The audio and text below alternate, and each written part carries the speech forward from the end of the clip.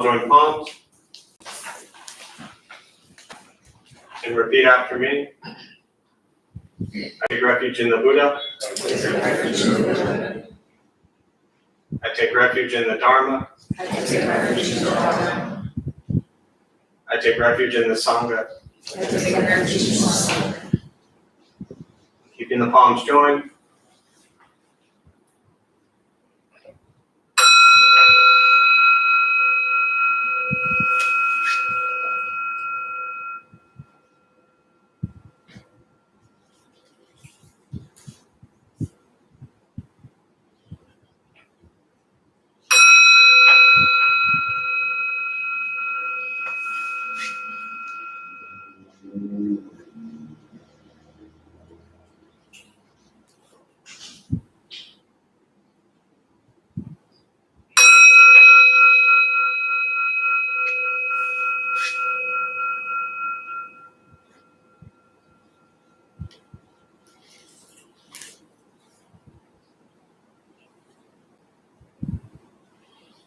Palms down.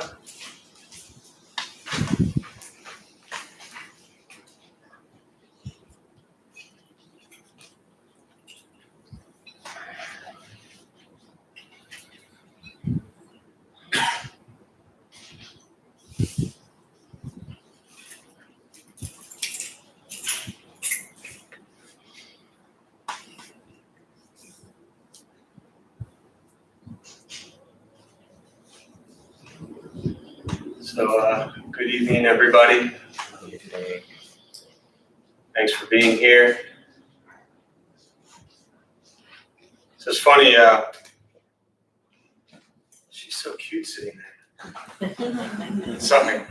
It's like all perfect. You can't see in the back, but it's really cute. So Sunday morning, about once a month, I lead a Buddhist group at MCRD for Marine Corps recruits. And this is a program I work with the Buddhist Temple San Diego downtown, a Japanese Buddhist temple. And this is their religious service time. So every Sunday, 8 a.m., we're there. Like I said, I'm there once a month. And there's about 120 to 150 young recruits that choose to come to the Buddhist class for their religious time, right? And which is, the whole thing is incredible to me. But the reason I bring it up is, so I get there, some of the recruits are there already, and they're in like a 12-week boot camp. Anyone ever been to boot camp? I have not, but a couple of you have. It's a lot of fun, right? So they're like fully in the thick of it. It could be week 1, it could be week 10, but they're in their 12-week boot camp, and they're a little bit tired. But as they're all piling in, one guy comes up to me really quickly, just kind of aggressively walks up to me, and he's like, "What is Buddhism?" And I was like, "Wait, you chose to come to this group, right?" "Yes." "You know we're going to be here for 2 hours, right?" "Yes." I said, "So why don't you give it some time? And by the end of the class, I'll probably answer, your question." He said, "Well, my drill instructor wants to know why I'm coming to the Buddhist class." And I said, "Well, we have 2 hours to explore that." So I said, "Just kind of have a seat, and we'll get to it." So the day, the morning continues, and like I said, I'm with them a long time, and he was writing the whole time. I mean, he took pages and pages of notes. I don't know what he was writing, but because y'all know I say the same thing every time. But he was writing a lot. And then he asked a couple questions, and then everything was done. So at the end, we're kind of wrapping up, and we close with a formal offering, and teach them how to make an offering, things like that, and transfer merit, just like we do here. And he comes up to me and he says, "Sir, I have one question." He said, I wrote down patience. It says 1, 2, and 3. And he says, I wrote down, number 1 says patience. Number 2 says no expectations. But what else is Buddhism? Right? I'm like, wait, you just sat here for 2 hours. You took notes for about an hour and a half, and you wrote patience and no expectations. and you want me to tell you what Buddhism is. And what was so ironic to me was that it is those two things. It is patience, which he had none of at that moment in time. And it is no expectations, which he had a million of at that time. So it was just this incredibly profound moment that, like, for me right there, like, that's it. You know, I like to try to simplify Buddhism, and in my mind, I simplify it differently every day. But it's just practicing patience and abandoning expectations. I mean, think how drastically that would change your life. If you actually have patience every day and you abandon expectations. And that doesn't mean you stop doing things. That doesn't mean you stop working. It doesn't mean you stop pushing yourself. It just means you don't attach to any sort of outcome whatsoever. And when you really look at it, the reason, for the most part, that we struggle, and the reason we come to meditation and Buddhist practice is because we have an expectation of how we want things to be, and that expectation hasn't been met. If your expectations in life, physically, mentally, emotionally, are met, probably none of us would be sitting here right now, myself included. But we constantly set these expectations. And so I didn't give him any answer for number 3. I just said, work on number 1 and number 2. Yeah, I told him about Dharma Bum Temple. I said, when you have figured out these 2, come back, and we'll talk about number 3. You know? I don't really think there is a number 3. It's just patience and no expectations, because if you want there to be a number 3, then you're having some expectation. So that's all. That makes sense? Yeah, pray. She's got it. All right, so we're going to start with meditation practice. A couple things to tell you before we begin. Nothing's going to happen to you. All right? You're not going to float away, most likely. You're not going to have any mystical, magical experiences. The mind that races all day long is not going to shut off. Don't judge your practice. Meaning, don't ask yourself, is this working? Is this not working? Am I doing it right? Am I doing it wrong? We're just going to sit. We're going to breathe. You're going to hear sounds inside the room, sounds outside the room. This is life. Life is filled with chaos and sounds. The practice of meditation is learning to get quiet and still within all of that. If you're brand new to meditation, you won't think nothing. Often people think that your mind's going to go blank, or it'll shut off, or you'll think nothing. It's not going to happen. Your mind will continue to race. I'll say things periodically to either wake you up because you've fallen asleep, or just remind you that you're lost in thought and bring you back to the present moment. Most important, don't expect anything from this. We're just going to sit and breathe. Posture, you want to be comfortable. If you're on the cushions, help slide into the front third. Pushing the stomach forward allows the back to straighten. Shoulders are relaxed, hands are on the knees or in the lap. If you're on the chairs or benches, also just trying to sit up straight.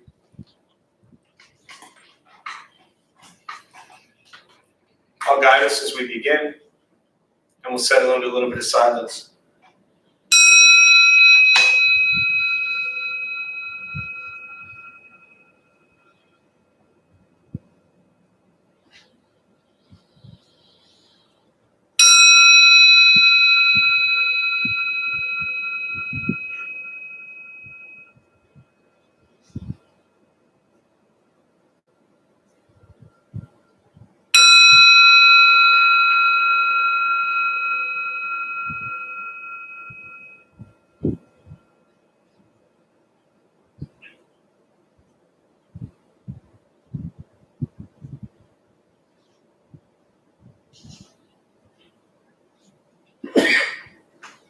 And starting with the eyes closed if comfortable, or slightly open. Mouth open or closed.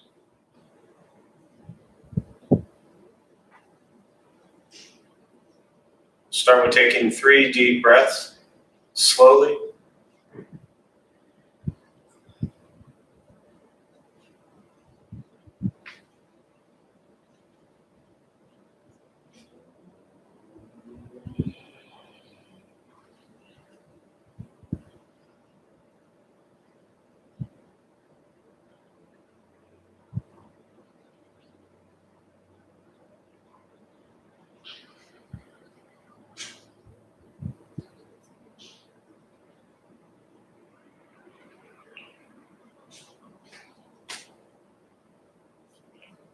eventually settle into a natural rhythm of the breath.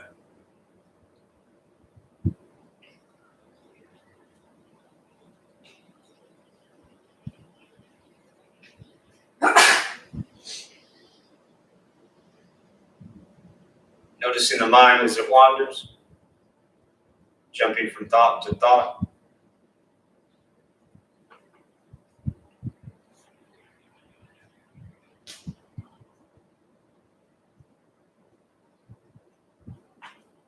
Start with gently guiding the attention, focus to the stomach or chest.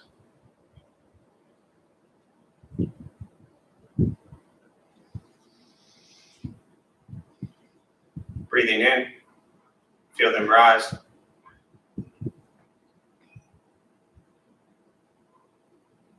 Breathing out, they fall.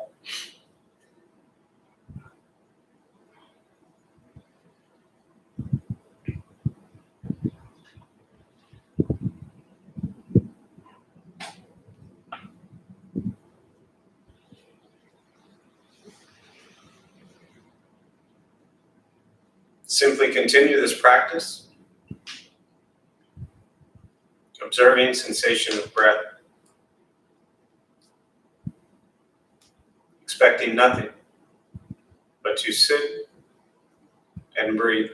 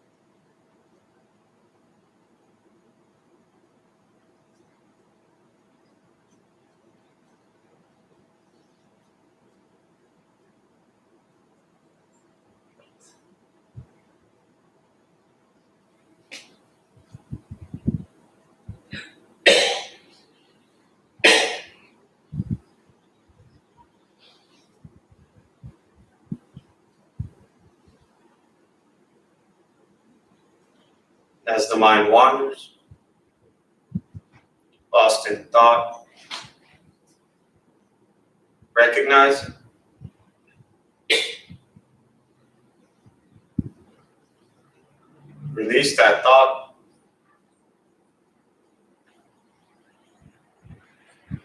Return attention, focus to the breath.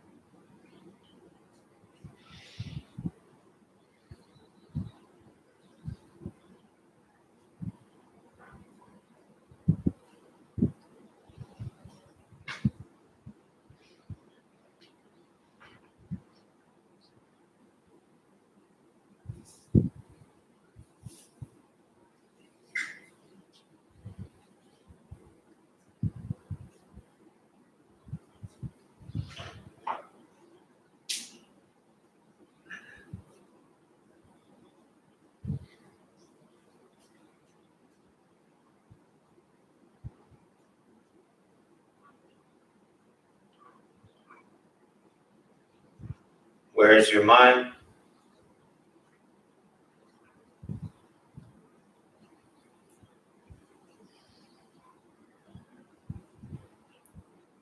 Return to breath.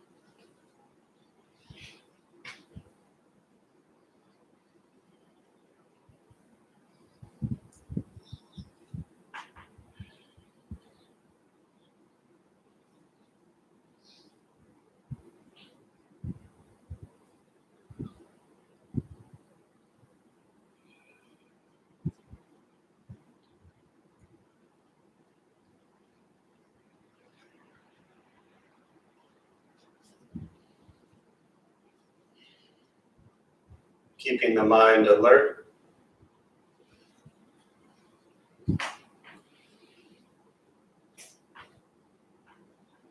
Aware of each sound.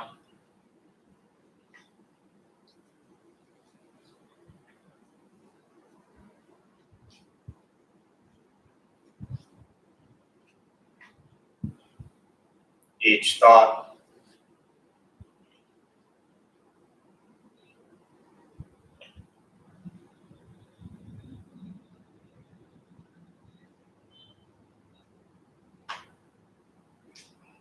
Each physical sensation.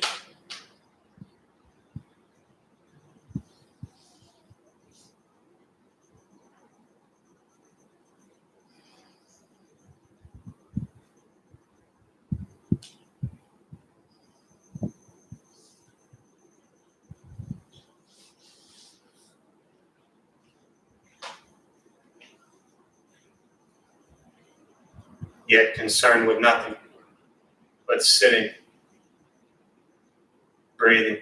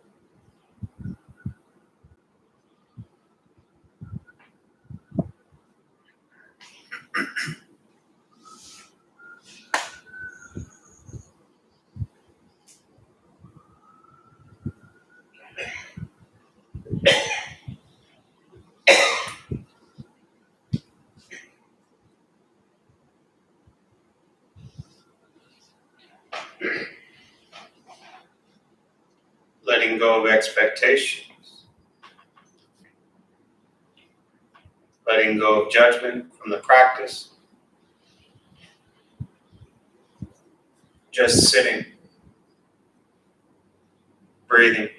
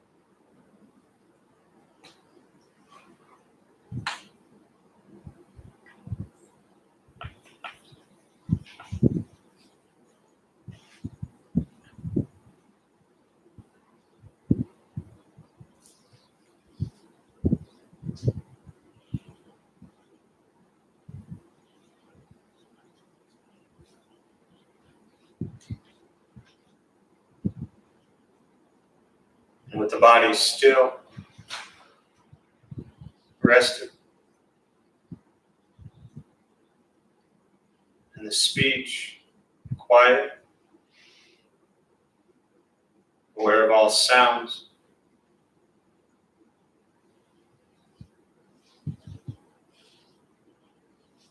and the mind learning to settle,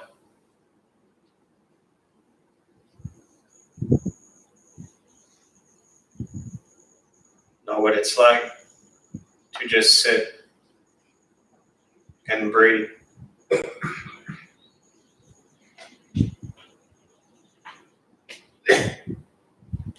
Knowing with each breath, there's nothing else to do.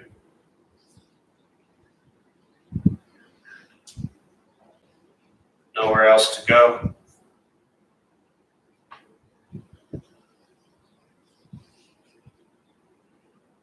No one else to be.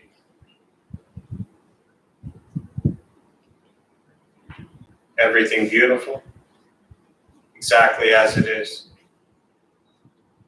Sitting, breathing. And once again, taking 3 deep breaths, slowly.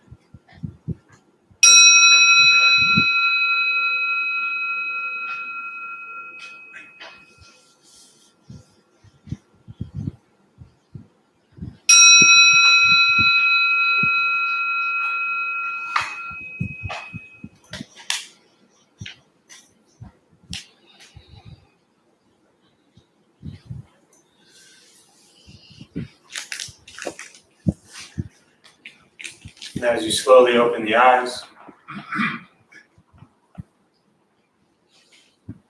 slowly begin to move.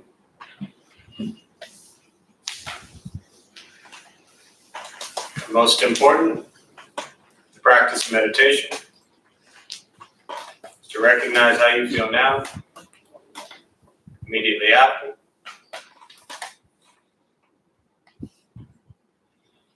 Compare this to how you typically feel throughout your day. Recognize the difference, if there is one. Ask yourselves how you prefer to feel every day for the rest of your life.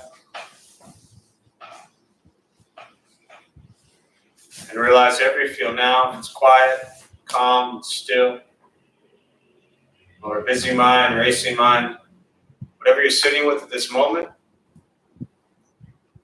it's nothing to do with anything I said. It's nothing to do with how you sit and hold the hands across the legs. It's nothing to do with the sounds around us or anything else for that matter. It's everything to do with your own mind and your own mind's reaction to an external condition. This is what the Buddha called pratitya samuppada. It's dependent origination. This is the basis of the Buddha's awakening. The word Buddha simply means awakened. He was a human being no different than anyone in this room, but began to understand why he suffered, why he got angry, sad, depressed, stressed, anxious. He began to understand the causal relationship of all phenomena. What that means, very simply, for all of us in this room, regardless of where you come from or what you believe in or where you think you're going, your whole life is filled with things that happen. You react. More stuff happens. More reactions. That's what we get every day. The practice of meditation is learning what it's like to respond to something quietly, peacefully, still. Because for most of us, the way we respond to the last 20 minutes is quite different from how we respond to everything else that's happening throughout our day. So all we're working on is closing the gap to the way you feel now is closer to how you feel always. Just as driven, motivated, productive, successful, whatever that means to you in your respective lives. But with a mind that's steady, clear, focused, distracted by nothing, disturbed by no one. This practice is not easy. It's not necessarily fun. But meditation is free. Buddhist practice is free. It's sitting, breathing, learning to become aware of your thoughts, learning to be kind to yourself and every other person you encounter, every moment of your life. Meditation is not an escape, as often people think it is. It is simply direct perception into the present moment. And in the present moment, that's where the practice of patience and the practice of going beyond expectations are so important. Very rarely do we find ourselves in a moment that we are just okay with being in that moment. Too often it's always about what's next. When's this going to happen? Where's this going to happen? Why is this going to happen? How do I get there? Where do I go? Endless stories we tell ourselves. Because for some reason, we're very often not comfortable sitting in the present moment, whoever that may be. Once we stop trying to change, fix, control, manipulate everything around us, which is where we spend so much of our time, hoping the world does everything we want it to. When we stop that, we work on changing our mind and our reaction to the world around us, life gets simpler. But it's not easy. It's a practice. It's not something you get good at and all of a sudden say, okay, I'm done. This whole meditation, Buddhist thing, I got it, I'm done. No, it's every single day. Every single day you will be faced with challenges. Every single day you'll be faced with difficulties. Every single day you'll be faced living in a world where things don't go the way you want them to. And we either get angry and frustrated and bitter and resentful and begin to hate people and places and things around us, or we begin to open the mind, open the heart, and have appreciation for what we have and work from that place.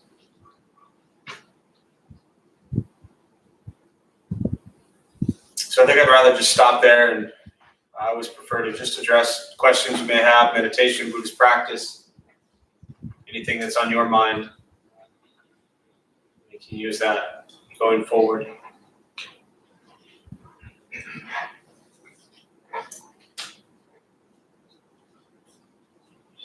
In my meditation practice, the one I found that works best for me was I concentrate on my breath, just at the point where the air is going into my nose. And that just, so do the stomach, this and that worked for me. Yeah.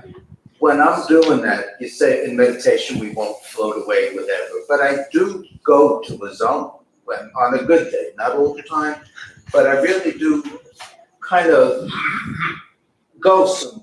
Right. So when you say be aware of all sounds, all sensations, I feel that's kind of pulling me back. Whereas when I'm out there, I'm not hearing the sounds. I'm not feeling if my leg hurts. So is there a conflict between the two, or am I misunderstanding something?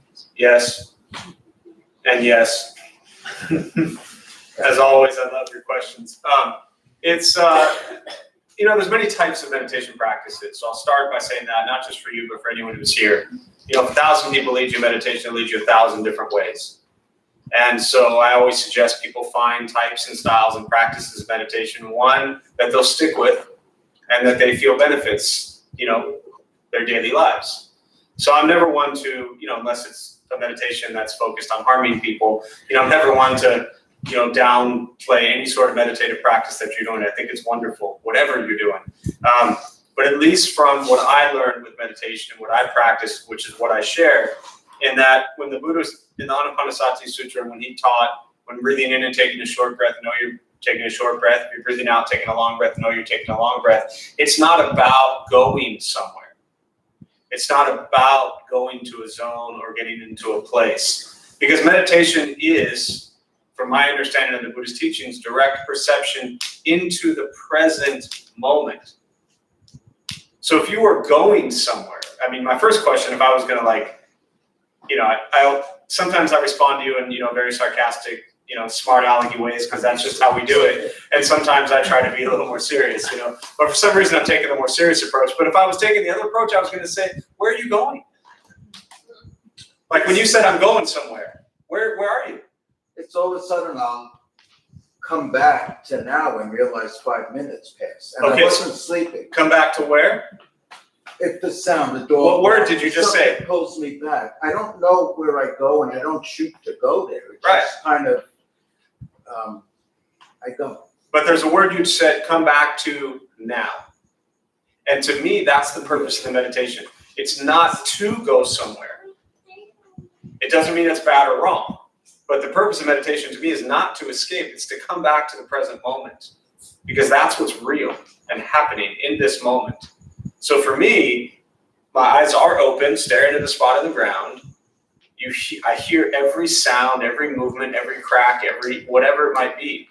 You hear all of that. You're aware of all of these sensations that are occurring. You're just not impacted by them whatsoever. To me, meditation is not to go somewhere and to get in the zone and, that's just my approach with practice.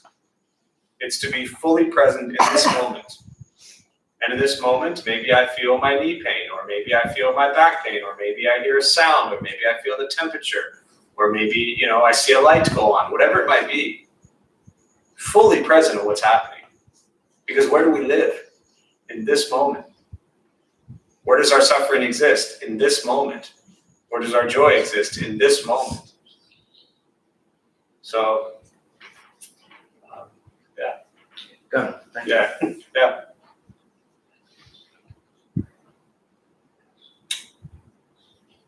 Other thoughts, questions?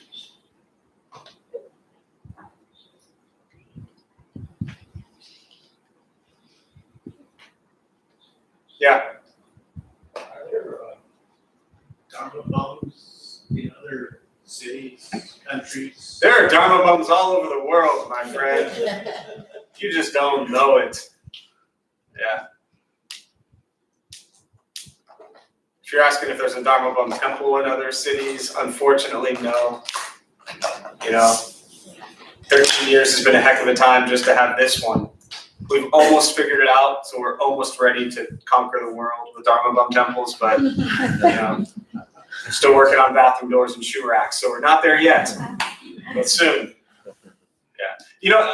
Interestingly enough, I can't even tell you how many times I've had people call or email or text or whatever over the last 13 years who were around this community, and then they move away. And they're looking for something similar to this, and they just can't find it. And, I tell people, whatever city you're in, Google Buddhism, meditation, and the city, and stuff will pop up.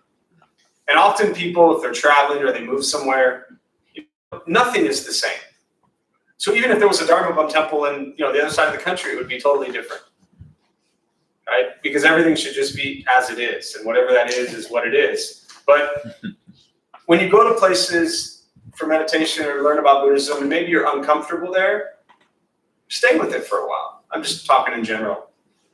Trying to always find places that we like and that we're comfortable with is actually part of why we suffer to begin with,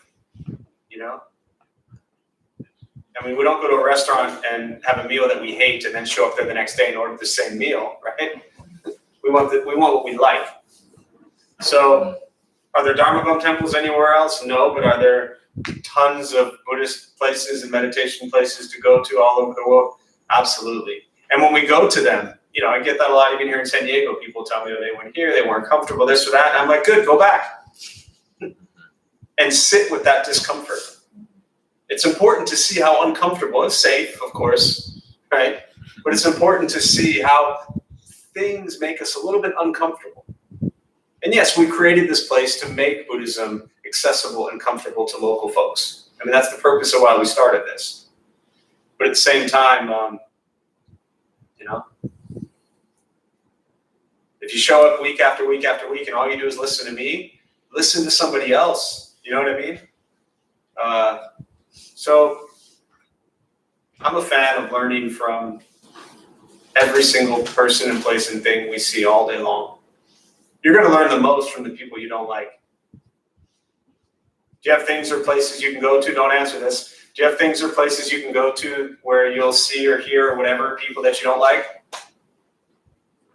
Oh yeah, spend a few moments with that every day and watch how uncomfortable you get and be with that. So. Why? Huh? Why? Why what? Why would you do that? Why not? Why would you learn to be uncomfortable? Why would you sit with what's uncomfortable? Expand on your question, please. I mean, is it really difficult to search for discomfort? Is it difficult to search for it? Yeah, Probably not. I you mean, find most. the most uncomfortable place to be in and go there and spend time. I mean, you could. My point is that the Buddhist teachings are very clear that we are constantly running from discomfort, right? Whether we have to go find it or whether it sits with us right now. Aversion. We have an aversion to feelings, emotions, thoughts, people, places. And so we spend our entire life running from those aversions. And the Buddhist teaching says sit with them, be with them.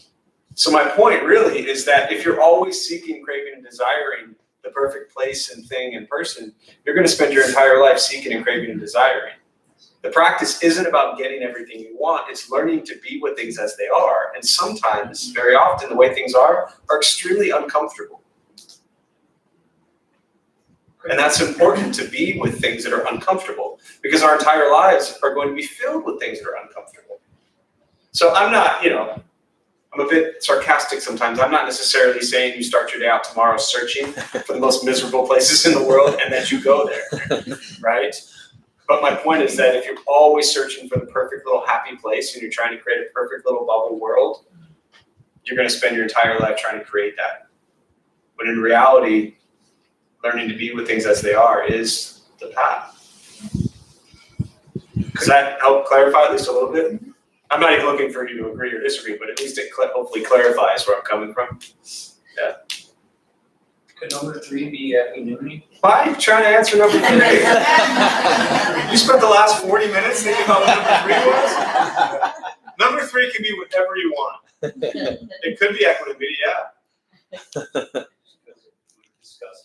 Absolutely. You know, number 3 really can be whatever you want it to be.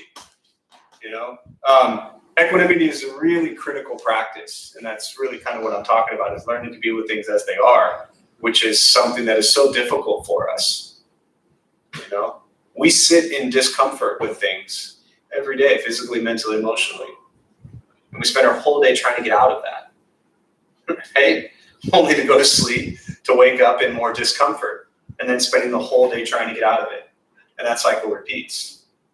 As opposed to what the Buddha was teaching was, look at, why is there discomfort? And he said there's discomfort because of greed, anger, and ignorance. We want more than what we have. We're angry at the way things are. And we're ignorant, meaning that we think our views of the world are correct. Anyone in here think their views of the world are correct? You know, it's how we operate. We don't walk around all day thinking my views are all wrong. No, we think our views are correct. And that's how we kind of operate. So equanimity is really important, you know. Yeah, and difficult, right? That just being sarcastic. Yeah. No. Yeah. What else? Questions? Yeah. And instead of thinking my view is correct, right? What's the alternative? I have a view.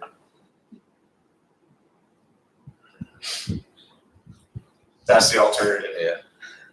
Because when you say your view is correct, what are you saying about everybody else's views? Correct. That they're what? That they're incorrect. Let's just say you're in an argument with somebody, right. and you think your view is correct. What does that mean about their view? Wrong. That they're wrong. You're right and they're wrong. The alternative, which is your question, is basically what's the alternative to saying my views are correct? The alternative is I have a view and you have a view. I have a view, they have a view. But as soon as we attach to thinking our view is correct, we've immediately gone to a place where we think we're right and they're wrong. Right? Yeah. Versus wrong. So I'm right. Right? See, we do it all day. I mean, subconsciously, we do it without even recognizing it. All day long, we're roaming around trying to create a world that we see and perceive as right versus wrong. And that's what you probably heard me say, but that's the Thich Nhat Hanh's quote, which I think is one of the most brilliant things I've ever heard, where he says, Nirvana, freedom from suffering, is freedom from views. And again, that's where I kind of pull that from, is that I don't wake up each day thinking all my views someday are going to go away. To me, the practice is to recognize I have views. They're based on my entire life's experiences, and they're only mine. And everybody else roaming around has theirs. Can we appreciate that? But as soon as somebody has a different view from us, we tend to go into attack mode. Yeah, I mean, you know, ask yourselves, like the last time you were in an argument or had a, you know, really difficult conversation with somebody and you don't like what they're saying. Have you ever just stopped and said, please, I really want to understand your view. Bless you. You know, that usually doesn't come up when you're in some kind of heated debate. Please help me understand your view. I want to understand your view. I want to appreciate your view. I want to have compassion and understanding for your view. Normally what comes up is, I don't like your view. And then there's no room for dialogue. There's no room for, you know, understanding, compassion, connection. There's just room for resistance. Does that help? Thank you. Other thoughts, questions, views?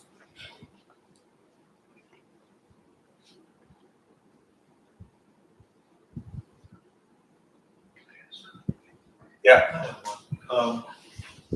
Apparently, sometimes I have like one in particular family member with whom I have that moment of aversion to. Yeah. And it comes up almost immediately by the time I hear their voice on the other side of the phone.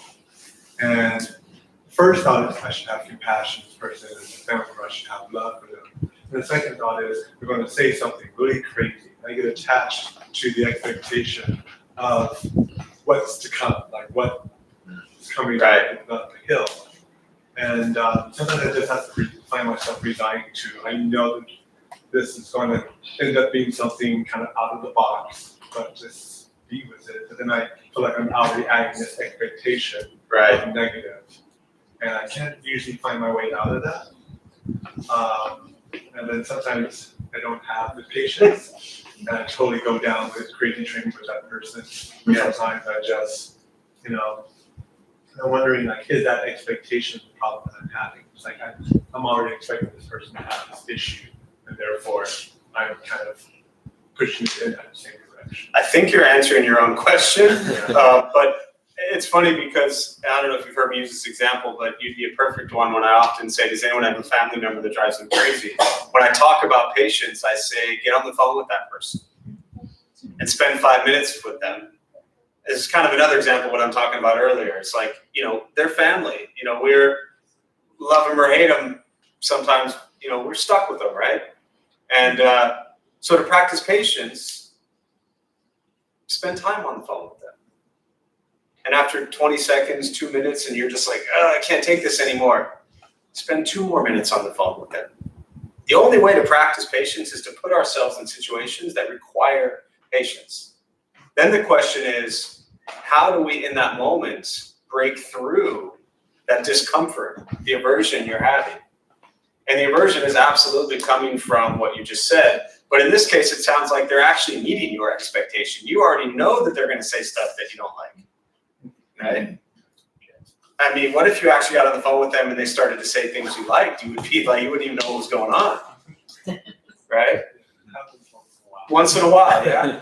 So my suggestion is anytime when we are in an effort of trying to have compassion for other people, which is really difficult, right, is to understand that they're suffering just like you are.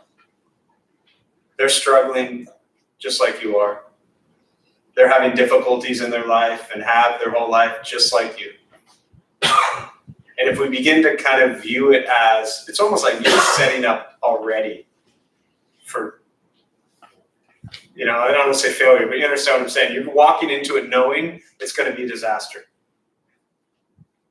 Try walking into it, and while in it thinking like, wow, this person, they've lived a whole life just like me. They've been broken, they've had their heart broken, they've been stepped on, they've been hurt, they've been whatever. Just like we have. That's, to me, the cultivation of compassion towards others. Whether it's, family, loved ones that drive us crazy, or whether it's complete strangers. That cultivation of compassion for self and others is really key. Because if you can do that, which, means it's going to take more than a week, if you can do that, then your question really goes away. Because you're no longer in a situation where you're forcing yourself to try to be patient. You actually just feel love and compassion for them. Not pity, right? It's a big difference. But, so, yeah. You can call them tonight.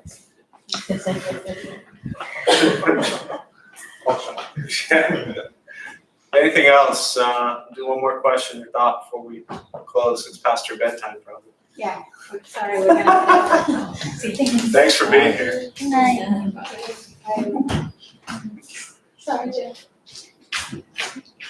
Anything else before we close? It's past my bedtime too.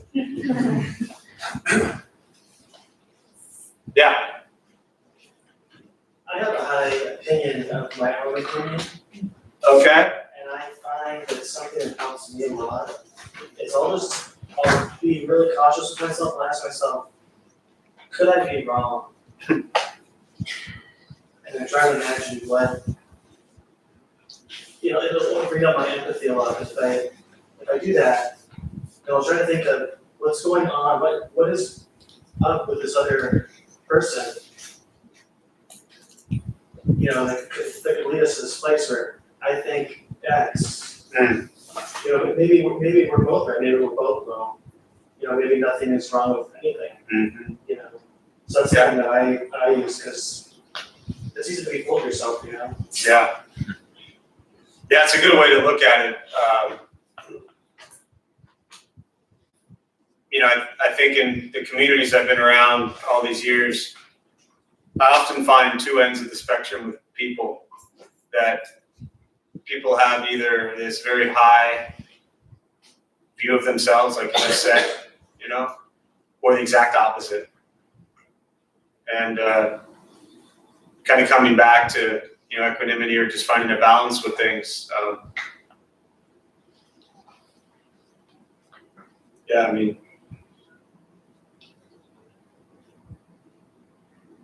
and do you ever say yes, you could be wrong, or do you end up saying, no, I'm right? If I'm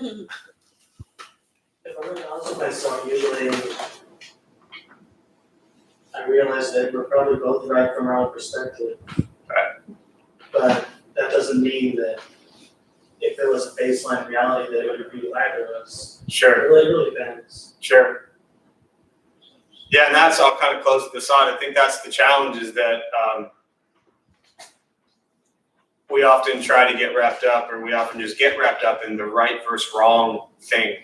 And ultimately, without getting too far into it now, the heart of the Buddhist teachings is going beyond duality, beyond the world of seeing right versus wrong, good versus bad. And again, if you're brand new to this stuff, it doesn't mean that there's not horrific, disgusting, terrible things going on in the world. There are. But to come from this place of going beyond right and wrong, good and bad, is to understand really what you're saying is that everybody is only coming from their own views and their own perceptions. And I think that I like to look at it as, the Buddha talked about pleasant, unpleasant, neutral.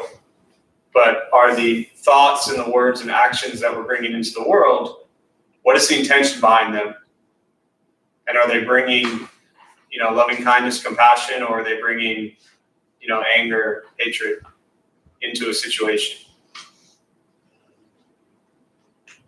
And I think it's helpful also, at least for me, without getting into the right versus wrong, just simply looking at what is the intention behind my actions, and what am I bringing into a situation? And is it kind or unkind? Is it pleasant or unpleasant? And if we ask ourselves and hold ourselves kind of accountable to those things, then maybe we create a healthier, safer environment for ourselves and those around us. So we'll close on that. We'll join palms. May the benefit of this practice be shared with all beings in all directions. May all be at peace. May all be free from suffering. May any merit gained from this practice be transferred to Laverne in her time of suffering, and her family and friends who suffer at this time. May they all be healthy. May we all be healthy and free from suffering.